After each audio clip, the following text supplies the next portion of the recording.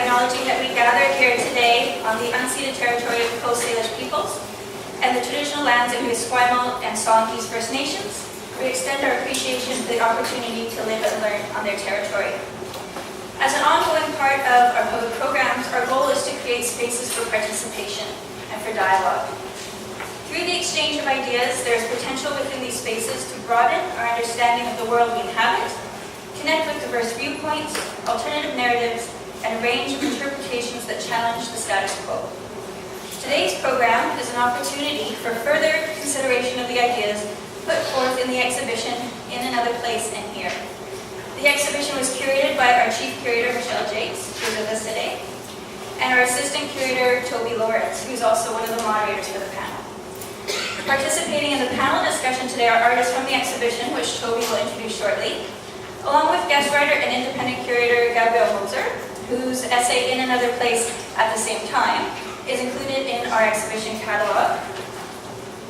A beautiful catalog designed by local designer Michael Erman, so those are in the gallery shop. And before I turn it over to the moderators, I would just like to mention the range of related programs we have coming up. So in addition to the exhibition and the panel discussion, we have a Family Sunday on February 15th from 2 to 4 p.m. We have an artist talk that's a collaboration with the Legacy Gallery. So Mike McLean, whose work is presented behind the panel here, will be talking with Laura Dutton, who is in the exhibition in Session 1 at the Legacy Gallery. So that will be on March 12th. We have a curator's exhibition tour with Michelle and Toby on March 18th at 2 p.m. And we'll have drop-in tours during the run of the exhibition as well. So there's lots of ways to engage with this exhibition and great opportunities for conversation. I'd just like to thank the Canada Council for the Arts, the BC Arts Council, and CRD for their ongoing support. And thanks to all the gallery staff and artists and guests today for your support of our program. I also just want to let you all know that we are recording the audio today, and ExhibitVic, a local website that documents a lot of our art events in town, will be recording the panel as well. We do not have an intermission planned into the schedule, but when we switch panels, we'll just be having the artists switch out just to kind of keep everyone in the room. And we'll also have an opportunity for audience questions at the end of each panel. So that's kind of roughly the format for the program. So I'll turn it over to Toby. Thank you, Nicole. So we've been having a bit of problem with this mic specifically, so if it gets a little bit weird, just bear with me.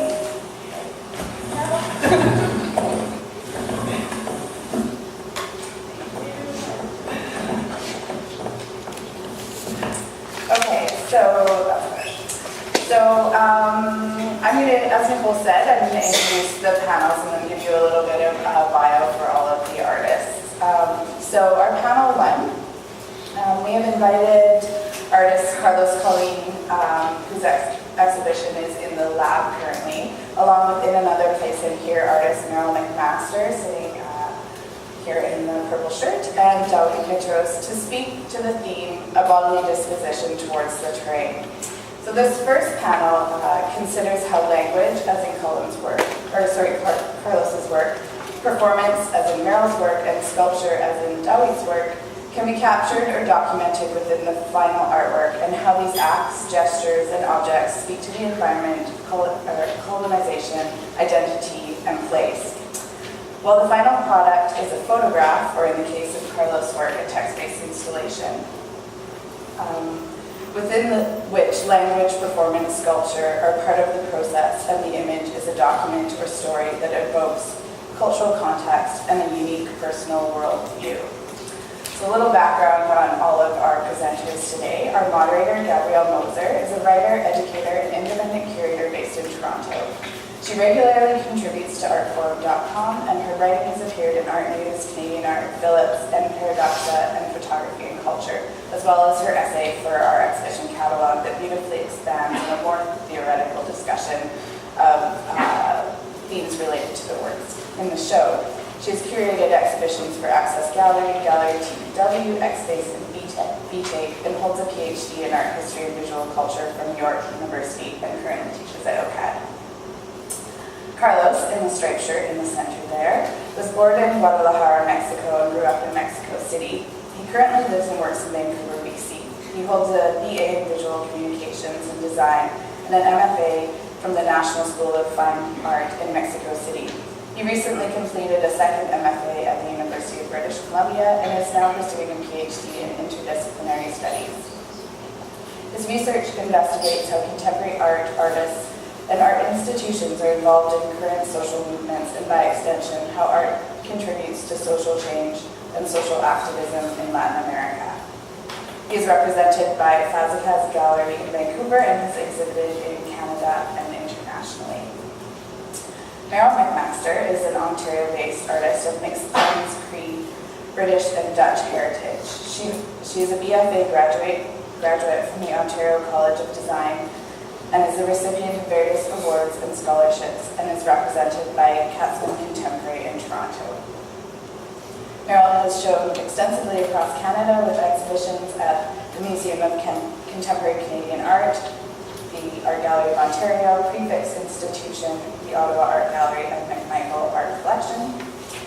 And her work explores questions of identity, representation, perception, myth, memory, and the environment. Our final artist on this panel is Dawid Petros. Dawid is a visual artist born in Eritrea and based in New York City. He studied art as a Fulbright Fellow at Tufts University in Boston, photography at Concordia University in Montreal, and history at the University of Saskatchewan. Dawid has shown at many venues across Canada, the USA, and internationally. Working with photographs, installations, research, and writing, his practice centers on a critical rereading of the relationships between African subjectivity and European modernism. In recent projects, he employs abstraction as an art of translation to push against naturalization or naturalized ways of understanding form, color, and subjectivity. So, welcome, and bring it over to you, Gabrielle. Can I sort of toss back and forth with this microphone? Can everyone hear me at the back as well? Okay, great. Hi, thank you so much to Toby and to Michelle for inviting me to write about this great exhibition. It was a real pleasure to be able to do that, and it's fantastic to be here to see it up on the walls and to meet the artists that are involved in the exhibition. So I'm really happy to be here. I write about the history of photography mostly, and I teach photography history and photography theory at OCAD University in Toronto. So I've been thinking a lot through my own work about this idea of how place is captured and represented through photographs. And I think this is one of the reasons that Toby and Michelle approached me to think a little bit about some of those issues in relation to this exhibition. And so we have three artists here, two from the show, and Carlos, who has another project also related to place and to understandings of place and belonging, I think, in many different ways in two different cultures. So I wanted to actually start by just reading a short paragraph from the essay that I contributed to the catalog as sort of some context, and then to talk and have a discussion. I see this is pretty conversational, hopefully, between the four of us, about the way that place and terrain presents itself in these artists' works. So this is just a brief sort of description of how I see this exhibition working.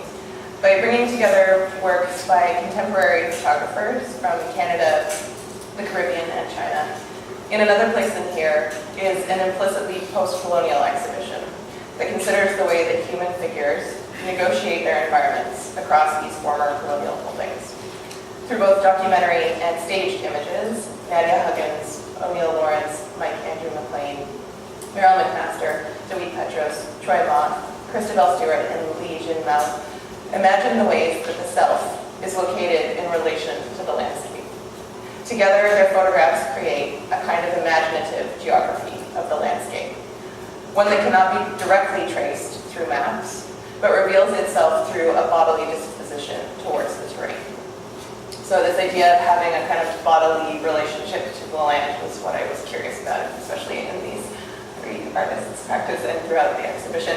So I guess I wanted to start by maybe thinking about this idea of the figure and the ground, or the figure and the landscape, and how that fits into your work. conceptually, Carlos, in terms of your use of these definitions of the citizen, for instance, in relation to the bigger culture that they come from. Okay. Thank you. Thanks for coming and of course for inviting me to present work here. Maybe my relationship with landscape and land is considering the idea of Latin America lives in an utopia right now in terms of it's not our language. Spanish is not our language, but the first language that we have in terms of we have at least more than 63 different indigenous languages in Mexico. So how the colonial activity changed that? Plus, when Spanish arrived to Mexico as the new Spain, they tried to create, be more precise, the idea of Thomas More, the book Utopia, in Mexico. So they started to change all these things, they changed names. It's not, for example, Tlali, which means house in Nahuatl, the Aztec language. It becomes in home or house, casa. So all these things that you can be connected with the land, with your history, your background, it's a kind of weird mass around us. So also for me, the idea to present definitions from the dictionary in Spanish principally, it's related to, I can consider language as a landscape as well. It's part of you move on it.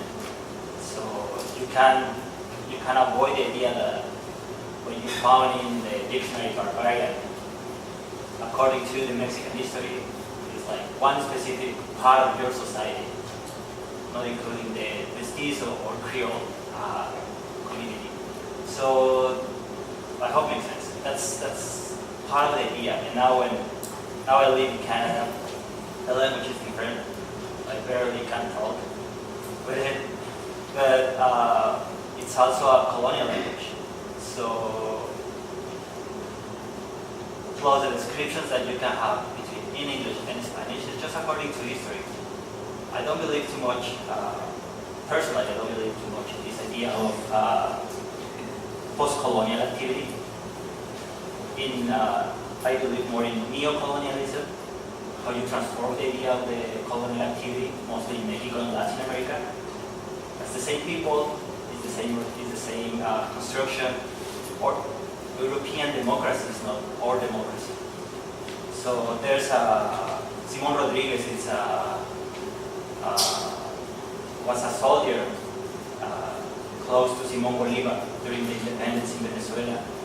And he said that we need to build our own democracy, we need to build our own schools, our own idea about what the Latin American being means.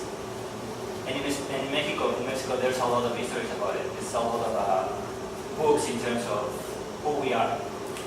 But it's more all these stereotypes, like, yeah, well, Mexicans are lazy at some point, or they just live sitting in the cactus, drunk, things like that. It's this kind of stereotypes even you can see in the books when you read philosophy about the Mexican being. So I think we need to start with that. Octavio Paz has a huge knowledge about words and language, but I think one of his mistakes is like he tried to live step aside of this language in terms of society. He tried to look even the Mexican as the other in terms of the other himself. So I think for me it's the gap that Octavio Paz has in our philosophy. But I think we need to think more about the relation of the being with the landscape in terms of language, plus the idea of we have a background behind the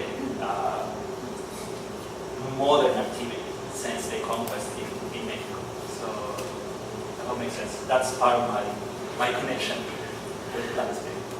Yeah. It's interesting to hear you talk about the way it's embedded, that you see the individual embedded in this landscape of language, whereas I think David and Meryl are both emphasizing the figure in the very sort of traditional art historical language, right? You always have the figure in a landscape against the ground of the landscape. And in both of your works, David's here on this wall, and some of Meryl's work as there is very much a sense of the figure in contrast to the landscape it's stepping apart from or presenting a void in the landscape. I don't know if either of you wanted to sort of speak to that idea of the figure in the ground. Well, I think I can speak to it, but also I have a naturally booming voice. This microphone. But I think that there's a closer distance. I feel a real affinity to what Carlos is doing. In that, even though there's a very real visual sort of structuring of the figure, the landscape as you've described, the impetus, the conceptual structure for this work is filtered through language, which is where the title of the project is essential to understand. So Mahabharshamata in my language means association of seven. So it speaks both to the manner in which the alphabet is structured, and that becomes the iterative logic through which the objects are placed in the various landscapes. So it is very much embedded within language as an organizing principle by which the objects and the figure can reside within the photographic space, but also within the space of the landscape. But then secondly, I come from a community that is diffused throughout the world. And so language in this instance becomes a way of thinking about the contingency of languages. It's contingent on context. And so it's always going to defer any finality when it comes to meaning about one's relationship to space or how it's operating within a particular space. And so the diffusion of language, the diffusion of the different landscapes allows me to think about the diffusion of the communities through California, Ethiopia, Saskatchewan, etc. So that it becomes this ongoing way of referring to something which is always sort of unfolding.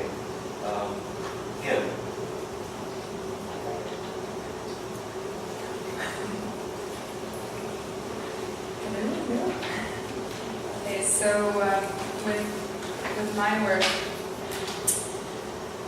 one of the major influences in creating this body came from the landscape. And when I was about 16, 17, I got this opportunity to do 2-month-long camping excursions in remote landscapes in Canada.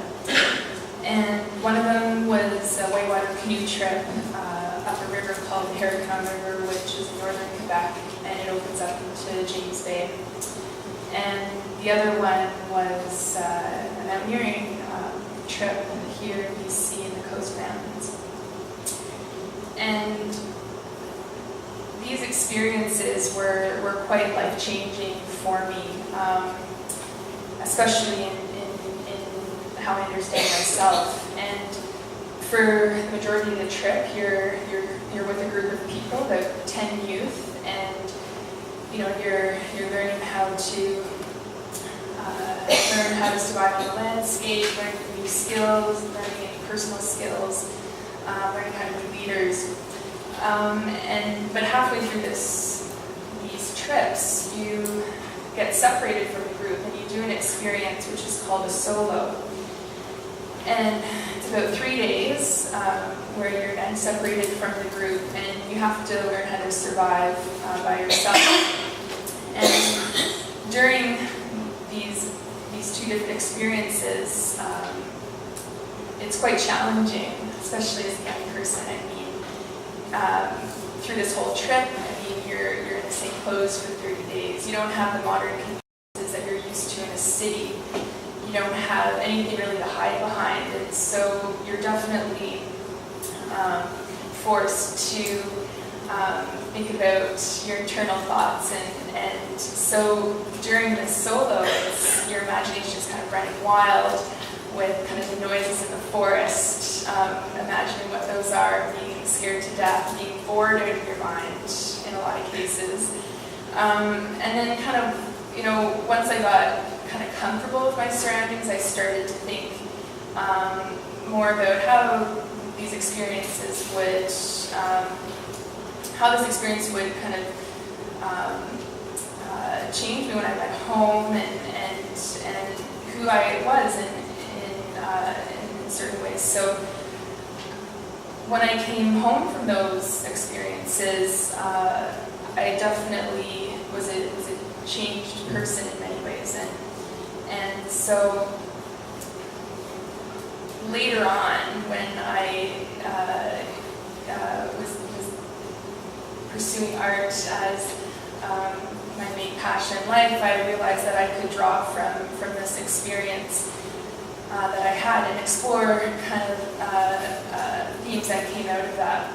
So with these images, I'm placing my body in the landscape and kind of reminiscing about that time that I experienced. And later on, I've worked in tree planting. I've done tons of outdoor experiences since that.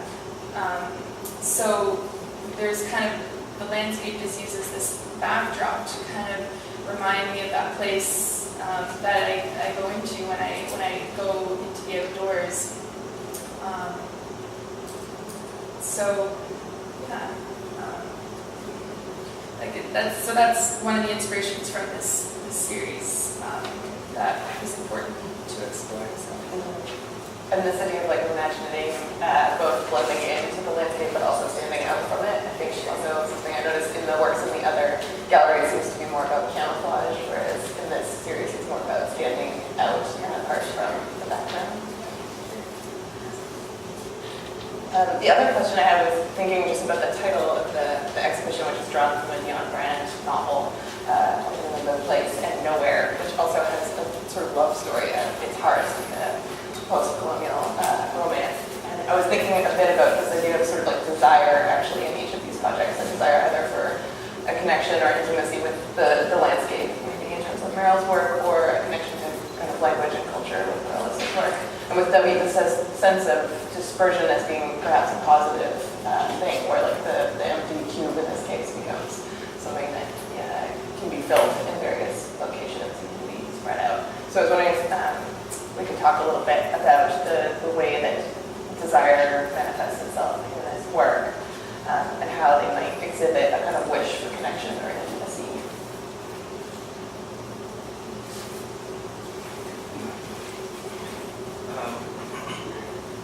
I think a part of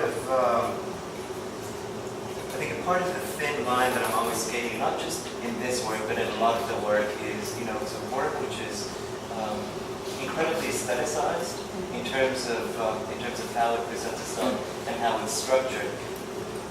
But part of that, I think, is a desire to be able to, on the one hand, not to fall prey to sort of an artistic impulse to romanticize a certain nomadism, but also to push back against the idea that displacement or a fractured relationship in multiple spaces must always look a particular way. It must always take an artistic gesture that allows the politics of the work, the politics of one's relationship to space, to be read in a very particular way. And so, in this sense, for me, the absurdity of these empty cardboard boxes is that they allow one to bring with them a series of imaginative. You speak of desire, it can be longing, or what have you, and one can use that to structure their relationship or their reading to a particular place.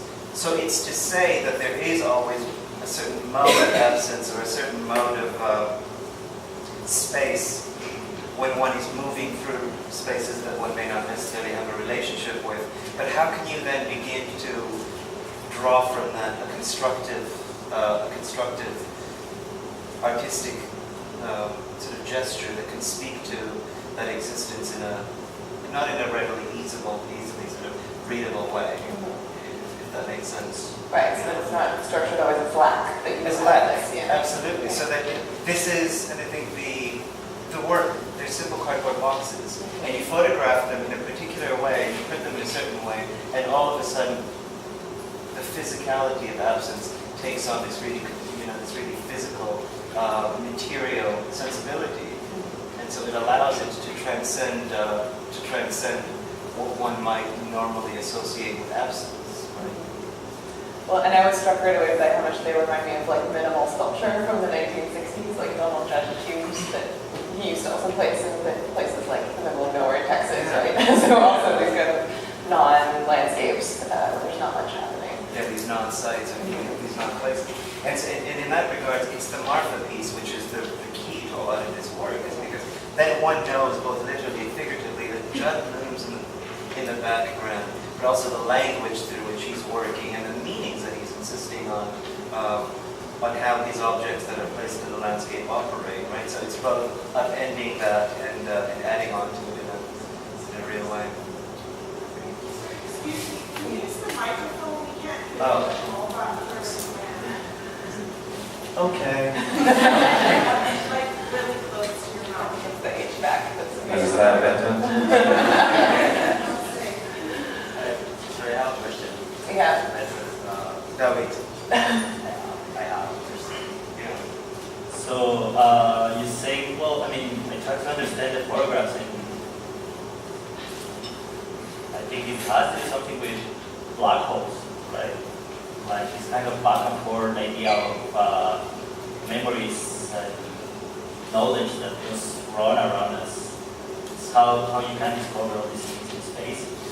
Mostly the pile photographs with the 3 boxes. I don't know, also reminds me this kind of landscapes in Peru, Machu Picchu, which is a kind of maze on it. You know what I mean? Yeah. So I think it's also that idea of desire is related to what? When you talk about desire, it's like, what are you talking about? It's a kind of homesick or a kind of futurist idea about what you want to do. In terms of general things, I mean, it's not just art. I'm not good talking just about art, but I don't like art. You know, it's like it's more the things behind it. I think it's important to me more than the object per se.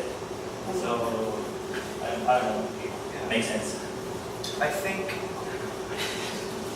I understand what you mean, but I think where my response to that would be, however one defines that desire in this instance, part of what makes, part of how that absence and the darkness in the images operates is that it speaks to the fact that it's what one brings to a landscape that shapes how one reads that landscape. And so if the boxes are full, then there's a manner in which meaning is already exists prior to the person reading the photograph, or the photograph of the object in the landscape. And so the hinge on language that I alluded to earlier in terms of your work is that I'm much more interested in how the language that we bring shapes our reading of a particular place.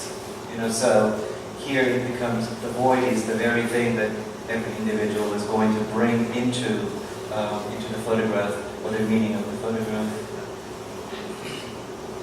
And Meryl, maybe you can talk a little bit, because I actually don't know much about the process in which you acquire some of the materials for your work. Are those things that you also literally bring into the landscape, or are they things that you sometimes source when you're there? So the sculptural elements in the photograph, in the photographs are in the hallway. They're earlier works from the ones that are in this room. And with those ones, in the 3D images, I collected materials just off the kind of going on hikes and kind of found interesting objects that I guess spoke to me in some way that kind of ended up coming into the images. For example, like I found a driftwood piece that had this perfect kind of circle in it, and to me it looked like some sort of mask, and I kind of ended up using it like that in some way. But yeah, in other images, I've gathered pine cones, giant pine cones that I found and also sourced from different places, and kind of like taken them apart and then reapplied them onto a garment to kind of make these natural elements kind of transformed into something else. So like for instance, in those images, the pine cones, I wanted to make it look like chain-link armor. Other times I'm using wire beads, so those are, sourced from craft stores or art stores. So there's kind of a mixing of materials, but all the kind of elements, all these materials that I bring together and kind of transform in some way, they speak to different kind of symbols in both these heritages that I'm part of in some way. So in most of the images, there's different elements that kind of create this collaging or merging of these two different kind of histories. So some of them take a while to build as well. So several months to make some of them, and sometimes when I'm in the middle of doing it, I'm like, why did I choose this way of, so like for example, there's one image where I sewed, it's called Wind Play, and I sewed 5,000 long skate balloons onto an outfit, so that took about 4 or 5 months to do, kind of off and on, but pretty much continuously, so. And do you cite the locations where you're going to take the photographs and then design the sort of other like costuming or props or? No, I don't. The location scouting happens. It usually kind of happens in the process of making. Like, so I've had this vision of what the image is going to look like, maybe specifically the props or the costumes that I'm making, maybe kind of the gestures, and I might have a vague kind of idea of the feeling I want to get in the image, but usually it's kind of through driving around and you kind of come across an interesting place or just taking walks and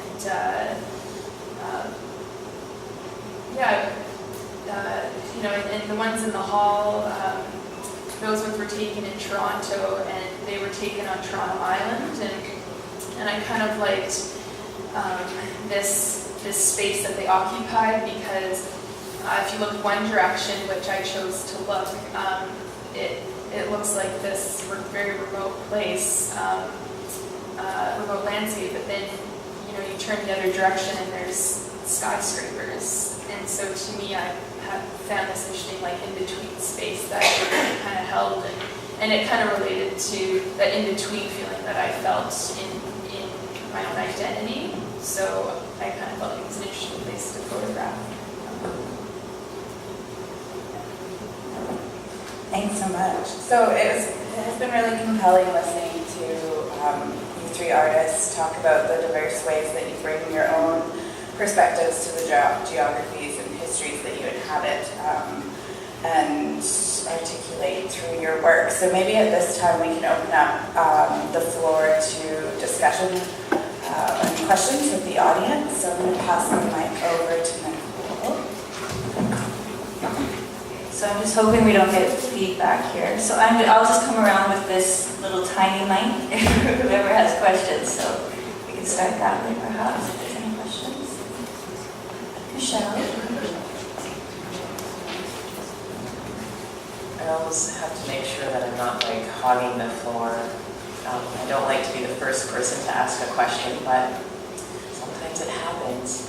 I wonder if you could talk a little bit about working in series, and particularly series bodies of work that extend over years at times, and what it is that as an artist you're able to explore or achieve by working in that way, and what it is like. How do you know when the series is over? What is it that what is the message that you get that says, I've come to the conclusion of this investigation, it's time to move on to something else?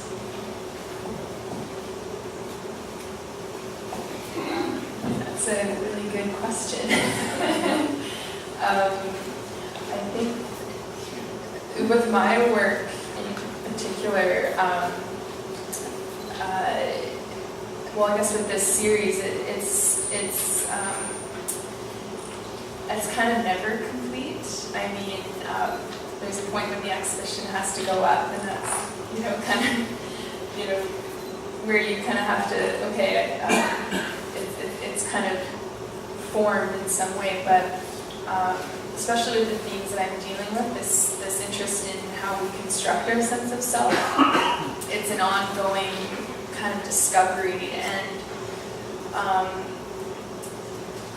for me, this series, I'm working on a new project right now, and I'm still looking at very similar themes, but I'm kind of curious to look at a different aesthetic. So works I have some older work from this series, and I wanted to expand it and explore it. But it was a couple years after I had done the earlier work, so I feel like for me personally, I'll always be coming back to certain bodies potentially and kind of expanding them in some way, and whether they look very similar, I'm not sure, but for me personally, it's always just a my themes I think will carry a lifespan of exploration, and it will never quite an end in some way.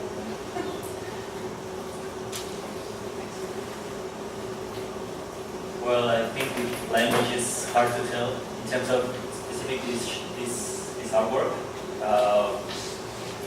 But in my case, maybe the object is done, not the concept, not the art. I think there's a difference between object and art. So in this case, the definitions, that's it. But I think the next step is go backwards in terms of try to combine the idea of Spanish as a language with codex in Mexico. So how all these iconography and pictograms, of course, describe language as well. They're words in a different aspect. So how can I combine that in terms of use that language to produce a new ways to see our modern language now. If we talk about sacrifice in Mexica culture, well, I mean, sacrifice is a Spanish word mostly related to Catholics, mostly related to multi-activity in the medieval in Spain.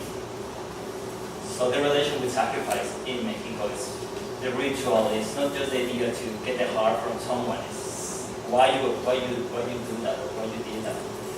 So try to combine and have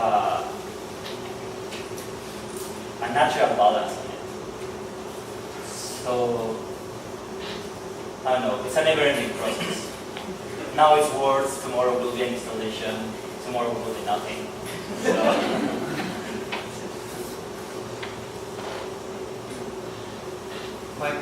I use project and series interchangeably here. They range from anywhere 3 years to 5 years. And because I'm moving around, because my projects unfold in different spaces, I always think about a particular project as an idea that will be examined in a different context. The moment it begins to feel that it's becoming formulaic is when it's done. And then you can have a different thing. So our second panel here shifts gears a little bit, and so we're asking Nadia Huggins, Troy Moth, and O'Neill Lawrence to speak to the theme Worlds of Play and Performance. So with this panel, we wanted to highlight the strong sense of narrative within the work of these artists. They propose stories that allow us to consider where we are now and where we might end up. They can be a fragment of a story, constructed possible worlds, or give voice to stories of cultural activity. This discussion also presents the opportunity to consider what photography can do within the realms of identity and place, and that perhaps doesn't translate in the same manner through other media. So Nadia Huggins is a self-taught photographer from St. Vincent and the Grenadines. Her primary interests are documentary and conceptual photography of and about the Caribbean. Her work has been supported in several publications, including Pictures from Paradise, a survey of contemporary Caribbean photography, where Michelle and I were first introduced to her work.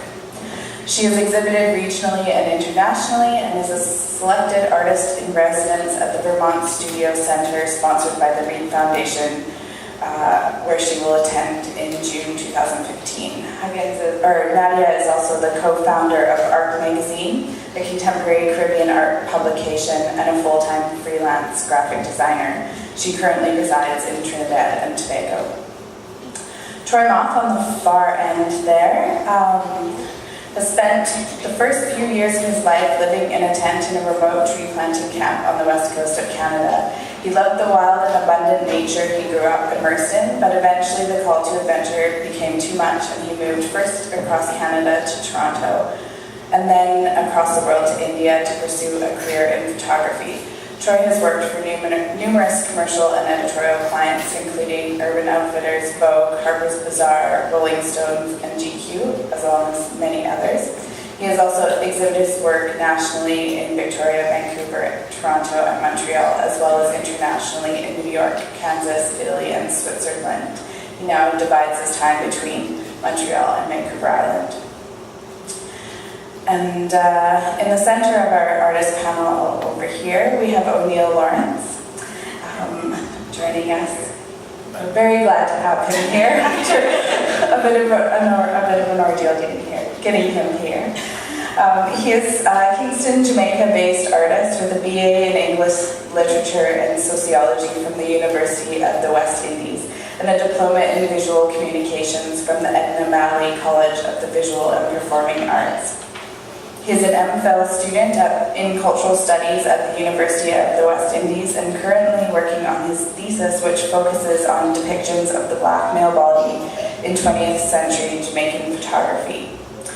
He is also acting senior curator at the National Gallery of Jamaica, and where he has worked on exhibitions such as Natural Histories, New Roots, Religion and Spirituality, and in retrospect, 40 years of the National Gallery of Jamaica.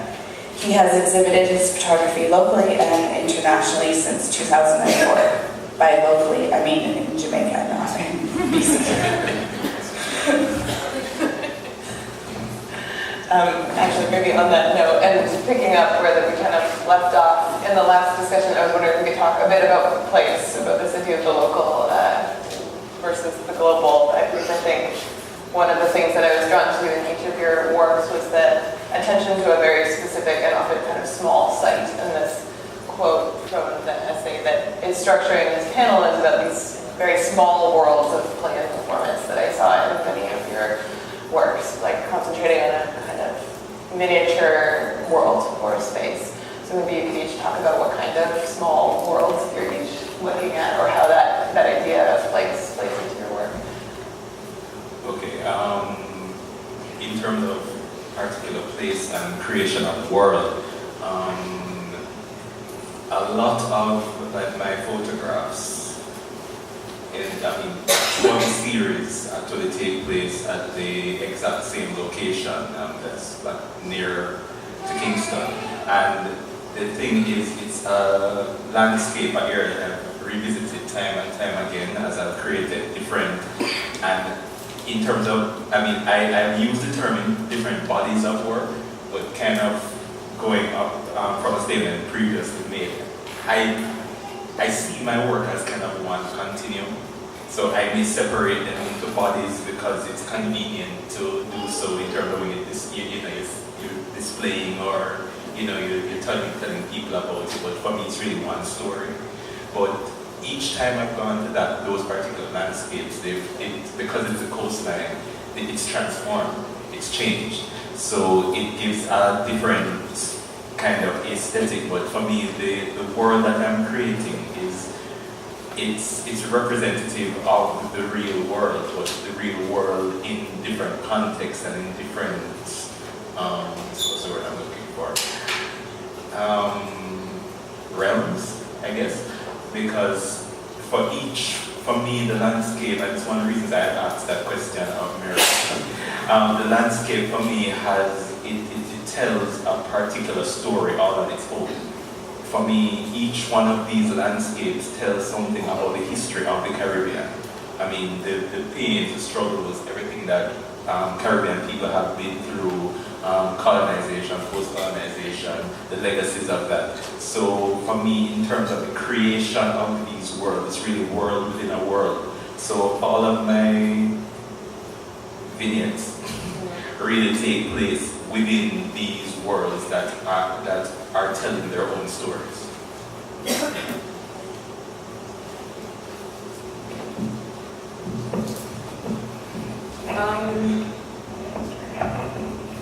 I think for me, what I'm really kind of interested in exploring coming from Ireland is having this kind of sense of like, really kind of like clearly seeing that there's that boundary between us.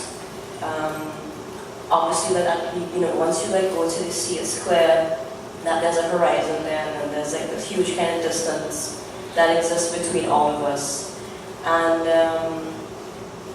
you kind of find like a lot of really interesting stories that exist along this boundary. I mean, whether, you know, like what you were saying, like the history of the Caribbean, a lot of it is very difficult, and most of it kind of exists on this, like, on the boundary of this, like, coastline, like, right throughout the islands around it. So, yeah, you find a lot of, like, really sort of, like, special things kind of, like, happening. I mean, you spoke about, like, the camouflaging of people to the landscape in these spaces. And that kind of, I think, happens through, like, the process of time and just sort of, like, trying to figure out a way to, like, sort of like work through the traumas of what we've been through, and you kind of find yourself like, I mean, like, for example, the work that I'm creating with the fishermen, like, their bodies are weathered and they're like, you know, they're rigid, they're tough, I mean, they're strong, like they exist in these spaces and they're trying to you know, live and like just kind of get by day to day, and it's just a part of like who they are naturally, like, so what they're so accustomed to now. So yeah, you kind of, when you find yourself in these moments, it's very kind of easy to capture what's there because it's so intrinsic in the landscape.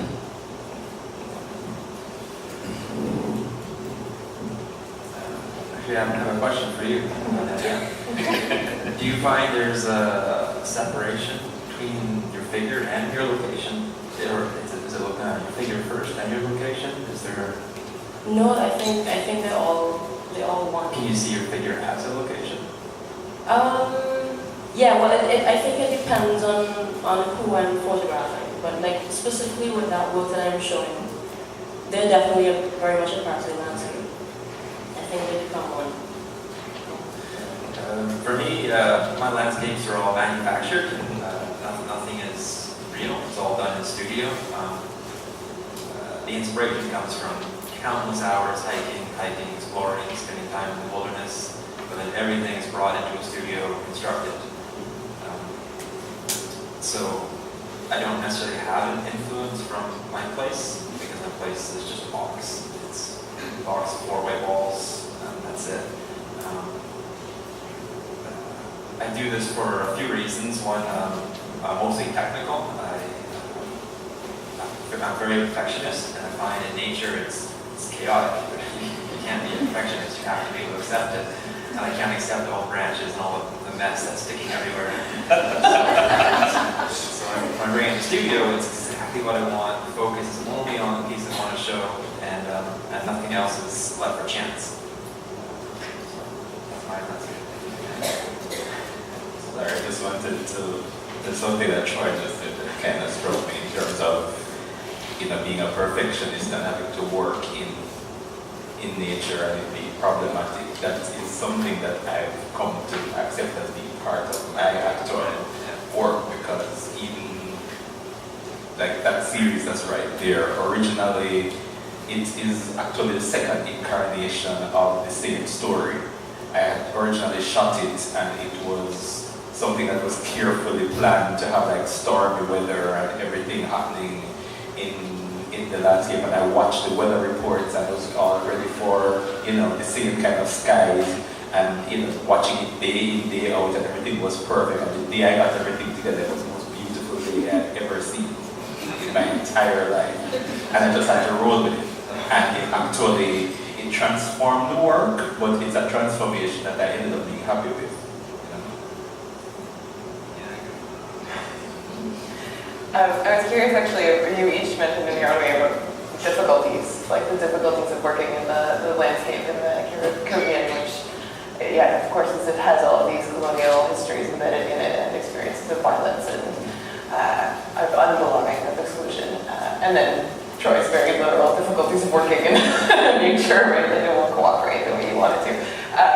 And then yet, each of your works, I think, exhibits a kind of playfulness or like a very kind of affectionate engagement with your subjects and the spaces that you're working with. So I wondered if you could maybe speak to that tension between acknowledging the difficulties of these spaces, or, Troy, in your work, the threat of environmental catastrophe that they seem to imply, and some of them they seem to imagine a future in which people would actually sell moss because it's no longer available as a natural resource. And yet they're beautiful, totally seductive images, and with Nadia and O'Neill's work too, I find them incredibly beautiful and engaging, but of course they're layered with this history that can't be ignored in this space. Yeah, sure. Yeah, I unfortunately don't picture a very bright future. This is pretty grim. So with Nature Merchant, the idea originated probably 7 years ago, which is Michelle's question about how long ideas take. So I've been sitting on that one for 7 years. And it's a post-apocalyptic future, and it plays with the idea of how we see nature, see our natural world, and what we take for granted. And it became a reality when I built my little tiny cabin here, and I had to destroy some nature to make the cabin. These small pieces of soil, not a lot of land compared to large developments, but I had to really think: do I want to pull this up, take this plant out, just so I can live here? This plant has been here before me. It's, you know. So I started thinking of that. What is the significance of this plant? Will we ever see this plant as anything valuable? Still obvious using berries. You can make tea from leaves. So there are minor significances, but if everything disappeared, would it become more significant?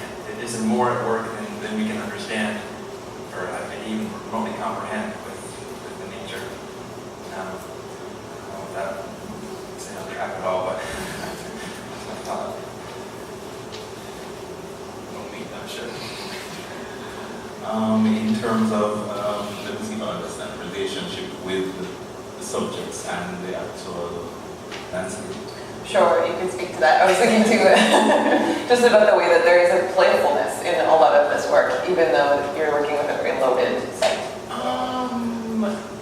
You said the interest, that's actually the first time I've ever heard somebody use the word playfulness regarding my work. The thing is, I guess there is something like that. I think Jamaicans generally, we have I don't know if it covers the Caribbean, probably has vaguely different incarnations, but it's, the actual saying is, you take serious thing, make joke. I mean, you're making jokes about very, very serious matters, or you're making light of very serious matters.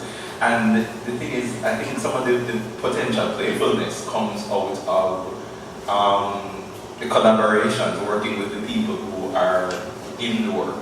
All of my subjects are other artists. They're all people I went to school with, people I am still very good friends with. They appear time and time again in several of my works.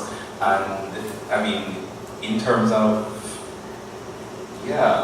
it is a very harsh reality, but then it's also, I mean, my work really is representing, and something I have been thinking about when during the first panel. My work represents a mental landscape, really. It's kind of like, a physical representation of, mental turmoil. and sort of see and the histories. I mean, the histories are, I mean, we can't get away from the histories dealing with like the Middle Passage, slavery, but then the sea is also, it's not just a transfer point, it's also a connection. It's a connection, it connects everybody. So for me, it's kind of working with interconnectedness and, you know, the stresses, the trials, the problems, or so on. I have a feeling I'm going way off on a tangent from what you actually asked. But that's kind of, you know, what happens when I go out or try to do work or try to conceptualize, interpret things. Because for me, I mean, this is kind of the antithesis of the kind of environment that I grew up in. I grew up on the north coast of Jamaica, which is tourist. It's more like the tourist center area where, you know, all the beaches are beautiful, white sand, the sea is beautifully clear. But then when I moved to the south coast, you know, we have darker sand, black sand beaches. The sea is much rougher. I mean, half the times I was doing those photographs, there were surfers like bobbing up and down, trying to figure out what the hell I was doing out there. But you know, it's kind of this, for me, the thing that's most engaging, and I know I'm gone off right now, is that the disparities within the landscape. Yeah, maybe playful is not quite the right word in this case, but fantastical. It gave me thought. It got some stuff going.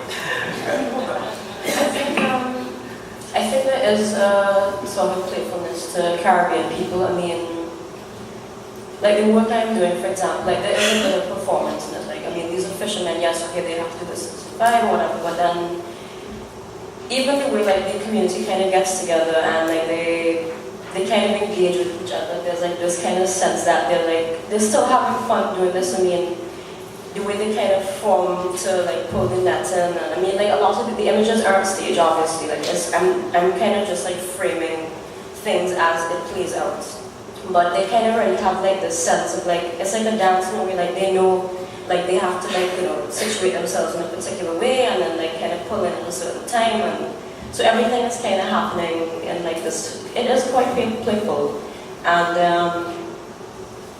yeah. So I mean, I don't know. I think I guess it varies depending on what it is you're looking at, but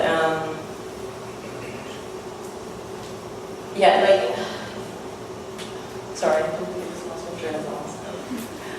Yeah, I think I was just curious that you each mentioned like these difficulties of picturing these places, and yet the response that you seem to have is in some ways a lighter engagement of the people who occupy that landscape. I mean, I guess the thing is because I've also kind of grown up and like I've been kind of like I'm also camouflaging in a way because I'm trying to engage with these people and not, you know, not interfere with their performance. So I kind of have to become a part of the dance in some way as well. So, you know, while they're moving, I'm sort of like moving with them and just sort of like capturing that as it happens, as things unfold.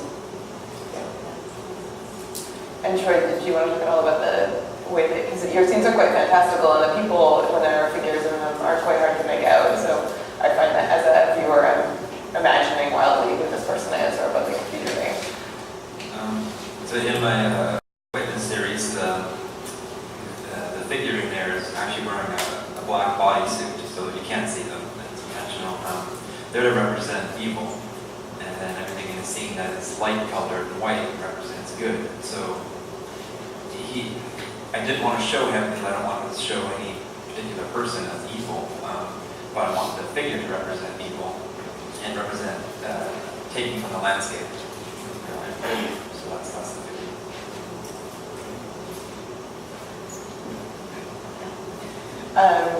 I guess I had another thought or question that started really with Christabel Stewart's image, actually, which opens the exhibition, which is a photo of a portrait of her in a developing tray that was taken when she was participating in a tintype workshop with someone, and tintypes are quite old printing processes now in terms of the history of photography. And the instructor of this workshop had a bunch of sort of costumes that are similar to what colonial photographers carried with them in the mid-1800s, early 1900s, and often asked indigenous subjects to dress up to look more native, in scare quotes. And so he had a set of these costumes, and when he discovered that Christabel personal background involves being from the Nicola Band in BC, got really excited about the idea of like a real Indian wearing these clothes that he had as part of the kit. So this photo of her draws on this long history of turning people into objects that has happened in photography. And her gesture to me is a very powerful one in that she's reappropriating that object of herself and refusing to be made into an object.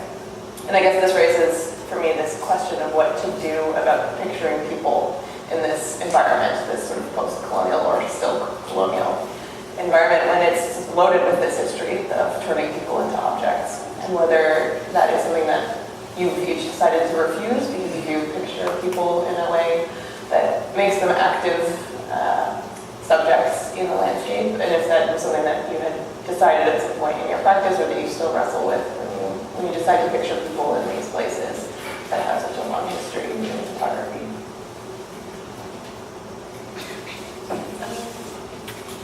It's kind of funny. A lot of the work that I tend to do with people, the faces are usually hidden. So, I mean, like this particular series is obviously I'm engaging directly with the people, but there's a kind of insecurity that I feel when I'm shooting people because I'm always conscious of that, like getting into someone's space and exploiting them or like making them, objectifying them.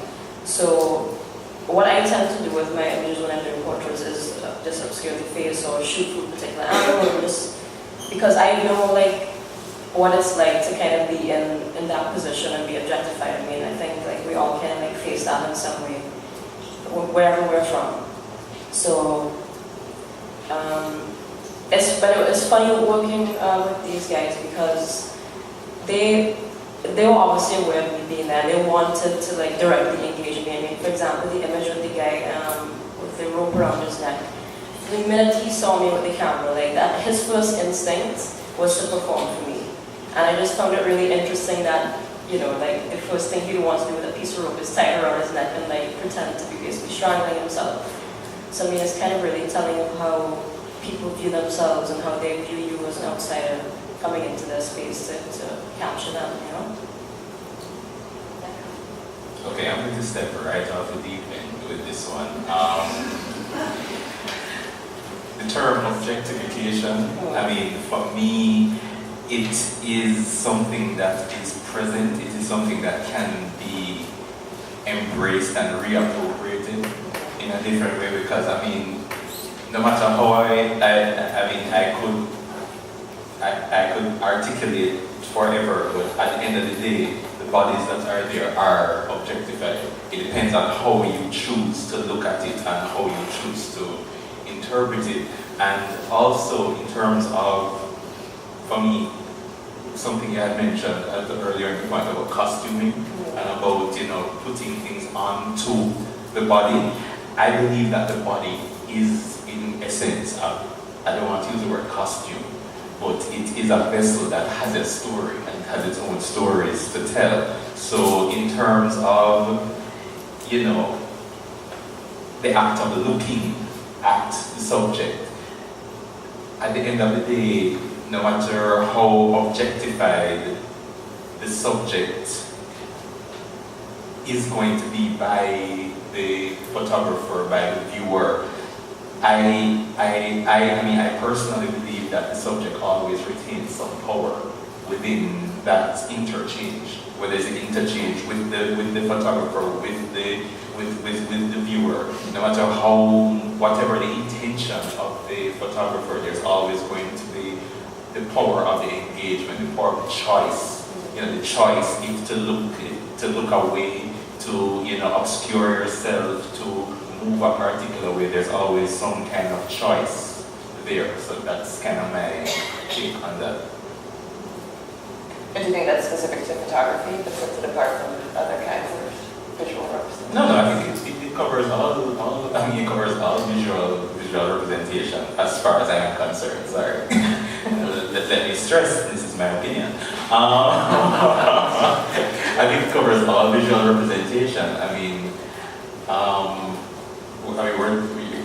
Toby mentioned that my area of research. I mean, a lot of it really deals with not just the depictions of the black male body in photography, but the objectification of, specifically the objectification of the black male body. But then what it really goes to at the heart of it is, as my research has progressed, and mercifully for right now it seems to be done, is the fact that no matter what, it's really whatever the intention, there's always something, there's always a power that's never relinquished.